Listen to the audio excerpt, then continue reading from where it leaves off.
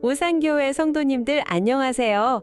오늘 저희가 함께 나눌 이야기는요. 이동영 목사님의 열왕기하 5장 설교 큰 자에 대한 말씀입니다. 네, 안녕하세요. 그 나아만 장군 이야기 다들 잘 아시는 내용일 텐데요. 그렇죠.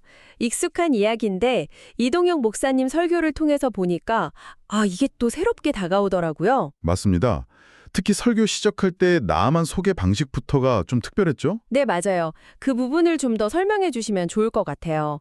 왜 그렇게 이례적이라고 하셨는지. 그러니까 보통 성경에서 특히 열왕기서 같은 역사서에서 이방인, 그것도 적국의 장수를 이렇게까지 자세하고 또 긍정적으로 묘사하는 경우가 거의 없거든요. 아, 그렇군요. 크고 존귀한 자, 큰 용사, 심지어 여호와께서 그를 통해 아람을 구원하셨다는 표현까지 쓰잖아요. 정말 파격적이네요, 어떻게 보면. 네. 목사님께서는 이게 그냥 인물 소개가 아니라 이 이야기 자체가 처음부터 하나님의 어떤 큰 그림 안에 있다는 걸 보여주는 장치라고 보신 거죠. 이방인을 향한 하나님의 계획, 그런 거요. 하나님의 큰 그림. 그러고 보니 설교에서 이 나아만 이야기가 솔로몬의 기도랑 연결된다고 하셨잖아요. 네, 맞아요. 그게 참 중요한 포인트였죠. 수백 년 전 기도인데 어떻게 이게 딱 연결이 되는 걸까요? 이동영 목사님께서는 열왕기상 8장에 나오는 솔로몬의 성전 봉헌 기도를 주목해야 한다고 하셨어요. 그 기도 내용 중에 이방인을 위한 부분이 있거든요. 이방인이 와서 기도하거든 들어달라는 그 내용 말씀이시죠? 정확합니다.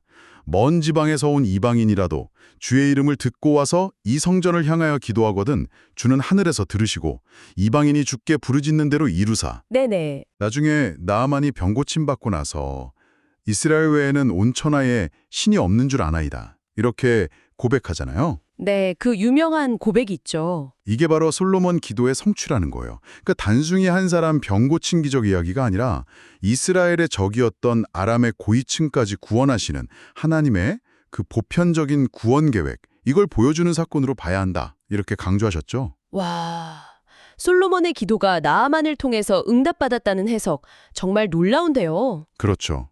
스케일이 다른 거죠. 그런데 설교에서 또 하나 굉장히 강렬했던 대비가 있었어요. 그 세상적으로 큰 자인 나아만이랑 이름도 없는 작은 소녀.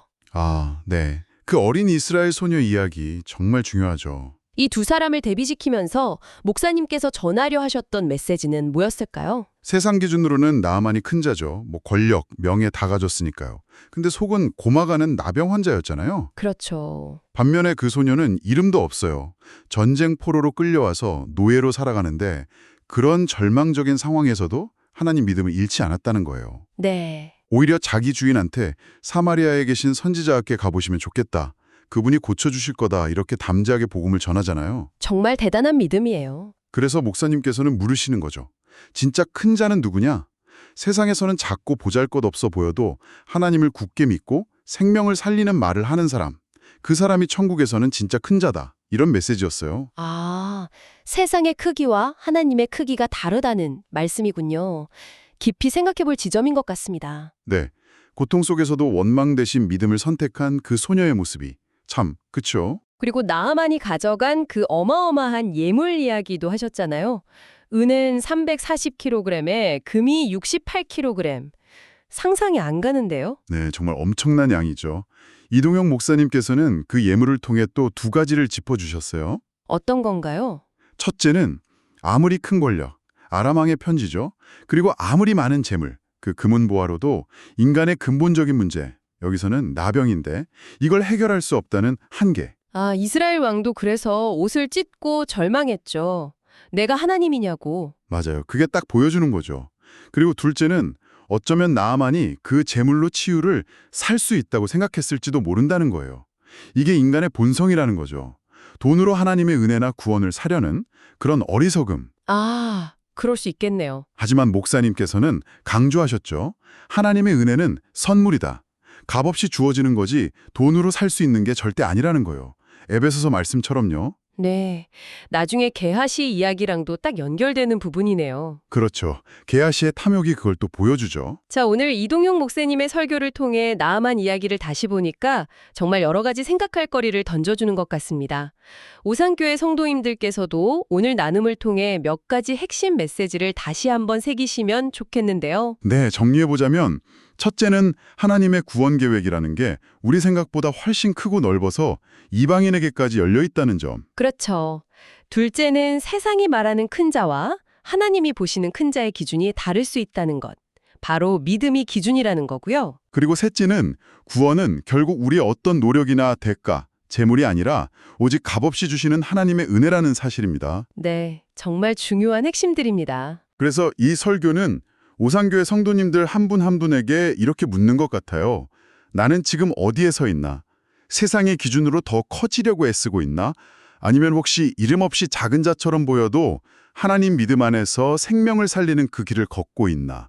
하고요. 아, 정말 중요한 질문이네요. 그리고 마지막으로 오산교회 성도님들과 함께 생각해보고 싶은 점이 하나 더 있는데요. 네, 어떤 걸까요? 설교에서도 언급되었지만 이 이야기에는 나아만이나 엘리사 말고도 이름 없이 중요한 역할을 한 사람들이 많잖아요. 그 소녀, 또 이름 모를 왕들, 나아만의 종들까지요. 아, 맞아요. 조연들의 역할이 컸죠. 어쩌면 우리 오산교회 안에서도 또 성도님들 각자의 삶의 자리에서도 이렇게 드러나지 않게 이름 없이 묵묵히 믿음의 역할을 감당하는 작은 자들을 통해서 하나님의 그 크신 역사가 지금도 이루어지고 있는 건 아닐까? 그런 생각을 해봅니다. 와, 정말 그렇겠네요. 보이지 않는 곳에서 섬기는 분들. 네, 그분들의 가치를 우리가 다시 한번 발견하고 감사하는 마음을 갖는 것. 이것도 오늘 설교가 우리에게 주는 또 하나의 숙제가 아닐까 싶습니다.